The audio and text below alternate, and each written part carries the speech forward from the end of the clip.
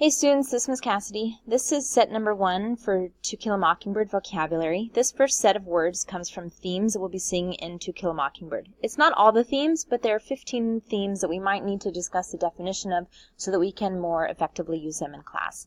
As always, while you're watching and listening, please press pause if I'm going too fast, and always remember you have the closed caption option as well if you need it.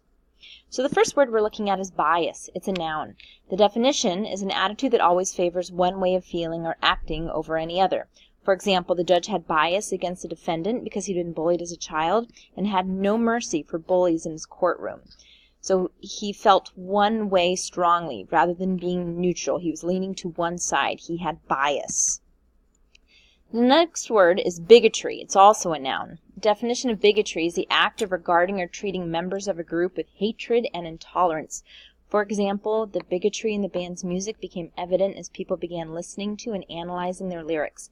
By the end of the album, everyone knew the band hated people from the East Coast, so they were bigots. Somebody who feels bigotry. Third word is humanity. It's a noun, and that is the quality or condition of being human or human nature, all human beings. For example, when people are treated as animals and lose their dignity, they are stripped of their humanity. Racists will do this to gain power over those they despise. So humanity, condition of being human, that we see, we feel, we act, condition of being human, not just a person, a body, but to be acting like a human. The fourth word is hypocrisy. This is a noun. This is when people pretend to believe one thing and do another. There's a famous idiom that says, do as I say, not as I do. For example, when a country has in their pledge with liberty and justice for all, and in their constitution that all men are created equal, but then they treat people inhumanely based on their skin color, that country has a problem with hypocrisy. They are hypocrites. This is one thing the United States has struggled to overcome in our history. So hypocrite, somebody who does something differently than what they say they believe. Next word is ignorance. Ignorance is a noun, and it's the lack of knowledge, understanding, or education. The state of being ignorant, to have ignorance. If you don't research the customs and traditions of a country before you visit, your ignorance may lead you to doing something impolite or inappropriate according to this new country's beliefs.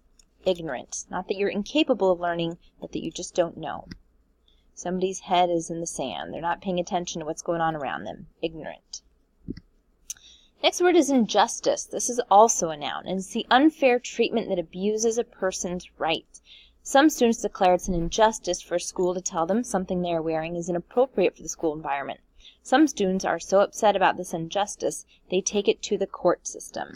So injustice, usually against someone's rights, civil rights. Next word is integrity. This is also a noun. The definition of integrity is honesty, high moral standards, an unimpaired condition, completeness, soundness. For example, when you stand up for what you believe in and defend others who cannot defend themselves, it is clear you have great integrity. When you do the right thing, even if nobody is watching, this famous line. Next word is intolerance. This is also a noun. The lack of willingness to respect differences among people. The intolerance my sibling has for my vegetarian choices are clear when my sibling pours meat juices all over my salad. So intolerant, not tolerating something. We have lactose intolerance, which is your body cannot handle lactose, the item in milk that makes people's digestive system irritated. We also have intolerance of beliefs. Mortality is our next word. It's a noun. The state or condition of being subject to death, being a mortal. Accepting our own mortality can be difficult. Deaths of people we know often make one consider their own mortality. Many times, a death close to us makes us more appreciative of our own lives. When we realize, again, that we're mortal, when we have that, when we're thinking about our own end, it makes us more appreciative of the days that we have, mortality. Perseverance is the next word. This is a noun. And no, it's not just a trail in Juneau or a theater. It's refusing to give up in the face of adversity, no matter how difficult the task. So this might relate to the Juneau mining, because mining might have been difficult, and they're refusing to give up. Another local example is when Roy and Elizabeth Peratrovich lost their first civil rights battle decades before the civil rights movement in the South. They persevered and began a second battle. This time they won, and their perseverance paid off. Perseverance, never giving up. It's a synonym to persistence. Poverty is our next word. It's a noun. State of being extremely poor. When one cannot provide food, shelter, or clothing for themselves or their family, they are most often struggling with poverty, being extremely poor.